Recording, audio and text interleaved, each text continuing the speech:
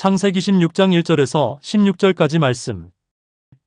아브람의 아내 사레는 출산하지 못하였고 그에게 한 여종이 있으니 애굽 사람이요 이름은 하갈이라. 사레가 아브람에게 이르되 여호와께서 내 출산을 허락하지 아니하셨으니 원하건대 내 여종에게 들어가라.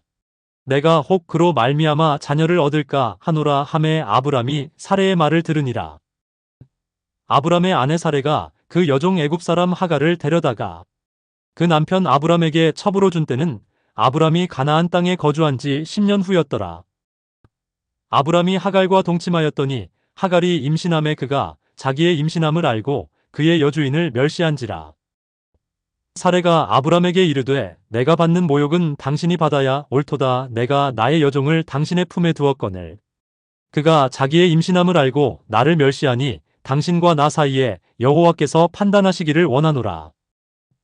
아브람이 사레에게 이르되 당신의 여종은 당신의 수중에 있으니 당신의 눈에 좋을 대로 그에게 행하라 하매 사레가 하갈을 학대하였더니 하갈이 사레 앞에서 도망하였더라. 여호와의 사자가 광야의 샘물 곁 곧 술길 샘 곁에서 그를 만나 이르되 사레의 여종 하갈아 네가 어디서 왔으며 어디로 가느냐. 그가 이르되 나는 내 여주인 사레를 피하여 도망하나이다. 여호와의 사자가 그에게 이르되 내 여주인에게로 돌아가서 그 수하에 복종하라. 여호와의 사자가 또 그에게 이르되 내가 내 씨를 크게 번성하여 그 수가 많아 셀 수 없게 하리라. 여호와의 사자가 또 그에게 이르되 내가 임신하였은즉 아들을 낳으리니 그 이름을 이스마엘이라 하라. 이는 여호와께서 내 고통을 들으셨음이니라. 그가 사람 중에 들나귀같이 되리니 그의 손이 모든 사람을 치겠고 모든 사람의 손이 그를 칠지며 그가 모든 형제와 대항해서 살리라 하니라. 하갈이 자기에게 이르신 여호와의 이름을 나를 살피시는 하나님이라 하였으니 이는 내가 어떻게 여기서 나를 살피시는 하나님을 배웠는고 함이라. 이러므로 그 샘을 삼부엘라헤로이라 불렀으며 그것은 가데스와 베레 사이에 있더라. 하갈이 아브람의 아들을 낳음에 아브람이 하갈이 낳은 그 아들을 이름하여 이스마엘이라 하였더라. 하갈이 아브람에게 이스마엘을 낳았을 때에 아브람이 86세였더라. 창세기 15장 지난주 말씀에서는 자식이 없는 아브람에게 다시 한번 반복하여서 아브람을 향하여서 자손을 줄 것이다. 그리고 가나안 땅을 소유로 얻을 것이다. 복에 대한 언약을 하나님께서 체결하는 말씀이었습니다. 16장 말씀은 이제 아브람과 그 사레 안에서 자식이 없다. 그만큼 아브라함 입장에서 또 사레 입장에서는 자식이 귀하고 소중하고 또 하나님께서 약속한 바대로 그 자식이 있었으면 좋겠다. 그런 생각을 하는 것이고, 그러나 기다리고 기다렸지만 또 하나님께서 약속을 지키지 않는 그런 상황, 그렇게 판단한 상황이 이제 오늘 본문의 말씀 속에 좀 기록이 되어져 있습니다. 하나님께서 하신 약속에 대해서 인내하지 못하고 기다리지 못하고 당시의 관습이었던 첩을 통하여서 상속자를 삼으려는 그런 시도를 하게 되었습니다. 그때의 아브라함의 나이가 이제 85세였고 하란을 떠나고 그리고 가나안에 정착한 지 약 10년 정도 된 때였습니다. 그런 우여곡절 끝에 사레의 여종인 하갈에게서 낳은 아들이 바로 오늘 본문 후반부에 나오는 이스마엘이 됩니다. 먼저는 아브람과 사레의 불신앙의 모습을 좀 한번 살펴볼 수 있도록 하겠습니다. 2절 말씀, 사레가 아브람에게 이르되 여호와께서 내 출산을 허락하지 아니하셨으니 출산하지 못한 원인이 하나님께서 허락하지 않았기 때문에 그렇다.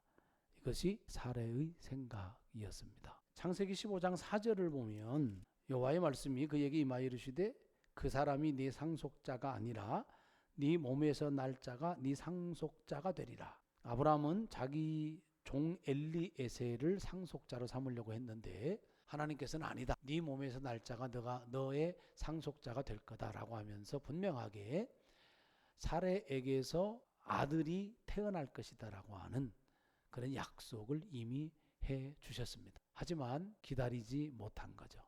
그래서 사례가 하나님께서 허락하지 않았다. 그런 불신을 갖게 되어지는 거죠.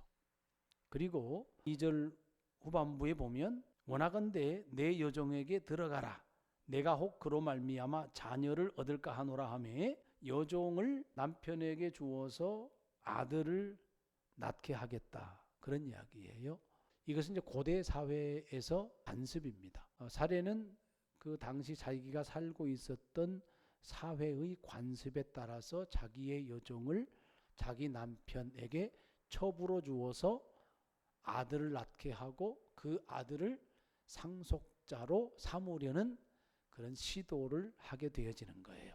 그리고 자연스럽게 아브라함도 그에 동의하게 되어집니다. 분명한 것은 사례가 불신하고 있다. 하나님의 약속을 붙잡고 소망 가운데 기다리지 못하고 조급함에 인간적인 방법, 당시의 사회적 관습을 따라서 행동하고 있다 하는 것을 우리가 확인해 볼 수가 있는 겁니다.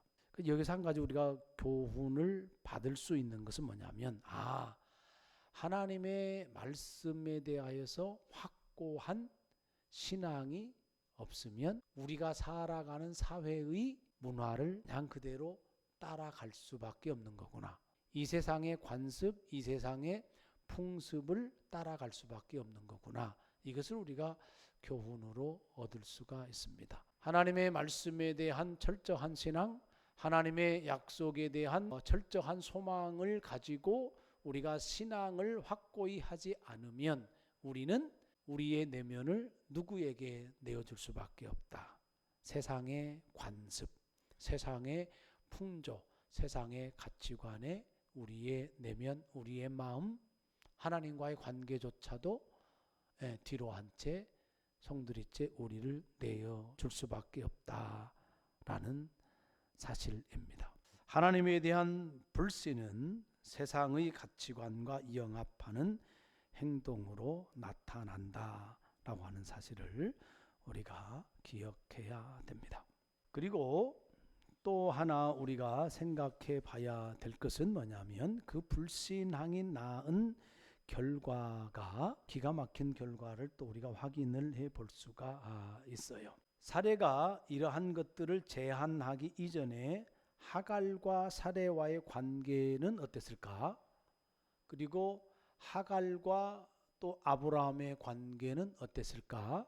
그리고 아브라함과 사례의 관계는 어땠을까? 본문에 언급되어지지는 않지만 최소한 여종 하갈과의 관계가 서로 멸시하고 그저 원수처럼 상태로 지내지는 않았어요. 그냥 원만한 관계를 유지하고 살아가는 상황입니다. 그런데 아브라함이 하갈과 동침하였더니 하갈이 임신함에 그가 자기의 임신함을 알고 그의 여주인을 멸시했다.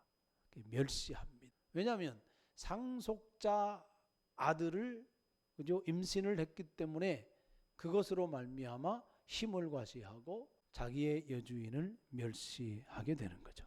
이 멸시함을 견디지 못한 사례는 이 하갈로 인한 고통을 아브라함에게 호소합니다. 사례가 아브라함에게 이르되 내가 받는 모욕은 당신이 받아야 옳다. 내가 나의 여종을 당신의 품에 두었거늘 그가 자기의 임신함을 알고 나를 멸시하니 당신과 나 사이에 여호와께서 판단하시기를 원하노라. 사례 입장에서는 자기는 아들을 못 낳잖아요. 근데 하갈은 임신을 했어요. 그리고 임신한 하갈이 자기를 멸시를 해요. 그랬더니 이러한 멸시 당함을 결국은 누구 탓으로 돌리는 거예요? 남편인 아브라함 탓으로 돌리고 그것을 하나님 앞에 내어놓고 판단을 해봐라. 누구 잘못인지 라고 했을 때 아브라함 잘못이다. 아브라함을 탓하고 있는 사례의 모습을 보게 되어집니다. 자, 이런 속에서 아브라함의 태도는 아브라함이 사라에게 이르되 당신의 여종은 당신의 수중에 있으니 당신의 눈에 좋을 대로 해라. 네 마음대로 해라. 하갈이 당신을 멸시하고 무시하고 경멸하는데 너의 종 아니냐? 그대의 종 아니냐? 그러니 마음대로 해라. 그렇게 이야기합니다. 그랬더니 사레가 하갈을 어떻게 합니까? 학대합니다. 하갈은 여주인 사레를 멸시하고 여주인 사레는 하갈을 학대하는 일이 벌어지고 말아요. 그래서 결국은 참다 못해서 임신한 채로 하갈은 광야로 도망을 가고 맙니다. 아무런 문제나 갈등이 없었던 세 사람의 관계였어요.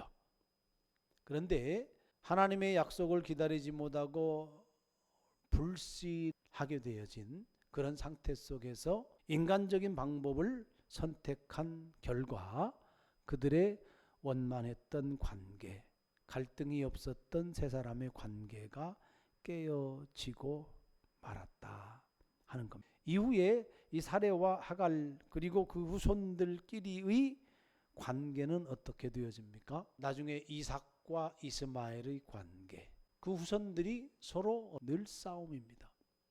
그것이 이스라엘의 역사예요. 하나님을 불신하는 불신앙의 행위는 친밀했던 관계마저도 소원하게 만들고 깨어지고 무너지게 만든다라고 하는 사실을 기억해야 된다는 겁니다. 우리의 신앙이 중요한 것이 인간 관계에 절대적으로 영향을 미치기 때문에 그래요. 하나님과의 관계가 어그러지면 인간관계도 어그러진다라고 하는 겁니다. 아담과 하와를 보면 알 수 있는 거잖아요. 먼저 누구와의 관계가 어그러지는 거예요? 하나님과의 관계가 어그러지니까 부부관계가 어그러지는 거예요. 하나님과의 관계가 어그러지니까 가인과 아벨의 관계도 헝클어지는 거예요. 거기에서 엄청난 살인사건들이 일어나게 되어지는 겁니다. 그러니까 하나님과의 관계가 무너지면 인간과의 관계는 무너지게 되어 있는 거예요. 이런 과정 속에서 여러분 하갈 입장에서 한번 생각을 해보세요. 하갈은 어디 사람입니까? 애굽 사람이에요. 아브라함의 아내 사레는 출산하지 못하였고 그에게 한 여종이 있으니 애굽 사람이요 이름은 하갈이라 그렇게 합니다. 애굽 사람, 이방인이단 말이에요. 아마도 아브라함이 사레를 데리고 애굽으로 기근을 피하여서 갔을 때 다시 애굽에서 나오게 되어지잖아요. 그때에 함께 나왔던 여종이라고 보면 우리가 되겠죠. 애굽 사람이에요. 이방인이란 말입니다. 그런 입장에서 기본적으로 전 인격적인 존중감이 현저히 떨어질 수밖에 없죠. 더더군다나 고대 사회에서 여종이란 말이에요. 종은 사실은 소유 물건 취급해도 상관이 없는 거예요. 그런데 본문에서 아브라함과 사레가 하갈을 대하는 자세하고 또 하나님께서 하갈을 대하는 자세하고 현저하게 차이가 나요. 당연히 종 취급을 하면 노예 취급을 하면 물건 취급하면 되는 거잖아요. 그런데 하나님께서는 하갈을 물건 취급하지 않아요. 대신에 이 아브라함과 사레를 보면 하갈에 대해서 어떻게 취급했는지 우리는 좀 알 수가 있습니다. 사레가 아브라함에게 이야기를 하는 거잖아요. 내가 출산하지 못한다. 그럼 상속자를 누구로 삼을 거냐? 없지 않느냐? 엘리에셀도 아니라고 했다. 어떻게 하냐? 그럼 내 몸에서 날짜가 상속자라고 했으니 그러면은 내 몸에서는 나진 못하지만 누구 몸에서는 날 수가 있는 거예요. 아브라함의 씨는 되는 거잖아요. 그러면 아 그렇구나. 하갈 있잖아. 여종을 첩으로 주는 거거든요. 그러면 그 아들은 누구 아들이에요? 사실은 첩의 아들이 되어 사레의 아들이 되는 법적으로 누구 아들이에요? 사레의 아들이에요. 그 당시에 고대 법적으로는 그렇습니다. 그런데 하갈이라고 하는 이름을 사레가 전혀 부르지 않아요. 여종 종으로만 불러요. 사레가 아브라함에게 이르되 내가 받는 모욕은 당신이 받아야 옳도다. 내가 나의 여종을 처음부터 끝까지 하갈이라고 하는 이름을 언급하지 않고 일관되게 나의 여종이라 부릅니다. 인격적으로 대우를 하고 있어요? 그렇지 않다라고 하는 것을 나타내고 있는 거고요. 아브라함은 어떠냐? 그렇죠. 아브라함 역시 마찬가지입니다. 아브라함이 사레에게 이르되 당신의 여종은 당신의 수중에 있으니 당신의 눈에 좋을 대로 그에게 행하라. 임신한 첩을 여주인에게 종으로 주어서 네 마음대로 하세요. 멸시하든 학대하든 뭐 하든 마음대로 하라는 거잖아요. 실제로 어떻게 합니까? 사레가 임신한 자기 여종 하갈을 학대를 하거든요.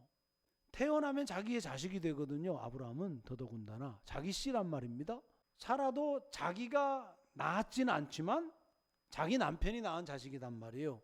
그러니까 법적으로는 자기 아들이란 말입니다.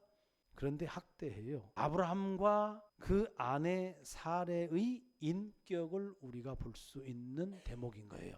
도덕적으로 윤리적으로 완벽한 사람들입니까? 그렇지 않잖아요. 근데 15장 6절에 보면 하나님께서 아브라함을 의롭게 여겼다 그렇게 말씀하거든요.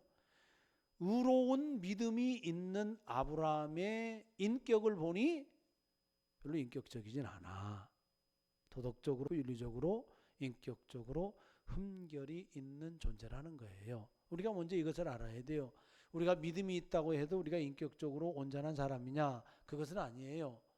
도덕적으로 윤리적으로 우리가 인격적으로 다 모두가 다 흠결이 있어요. 예수님을 닮아간다고 하지만 우리가 예수님을 믿음으로 믿는다라고 하지만 또 성령이 우리 안에 충만하게 역사한다고 하고 말씀에 순종하는 삶을 살아간다고 하지만 그럼에도 불구하고 우리는 온전한 사람들이 못 돼요.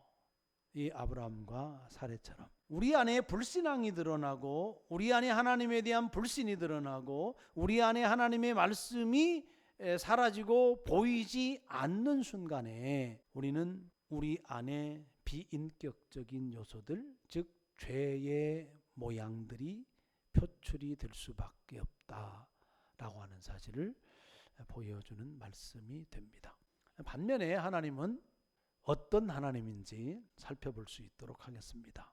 여호와의 사자가 광야의 샘물 곁 곧 술길 샘 곁에서 그를 만나 사레를 피하여서 하갈이 광야로 도망을 갔어요. 임신한 여자가 광야로 도망가서 광야에서 살아갈 잘 살 확률이 얼마나 될까? 거의 불가능하다고 보면 됩니다. 고대 사회에서. 이 이야기는 뭐예요?